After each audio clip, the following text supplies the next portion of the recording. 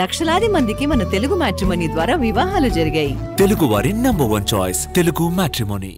సుపరిపాలనలో తొలి అడుగు కార్యక్రమంలో భాగంగా చిత్తూరు జిల్లా కుప్పల్లో సీఎం చంద్రబాబు పర్యటించారు. తిమ్మరాజుపల్లిలో ఇంటింటి ప్రచారం నిర్వహించారు. త్వరలో తమ ప్రభుత్వం అమలు చేయనున్న పథకాల గురించి వివరించారు. గ్రామంలో చదువుకుంటున్న విద్యార్థుల గురించి సీఎం ప్రత్యేకంగా అడిగి తెలుసుకున్నారు.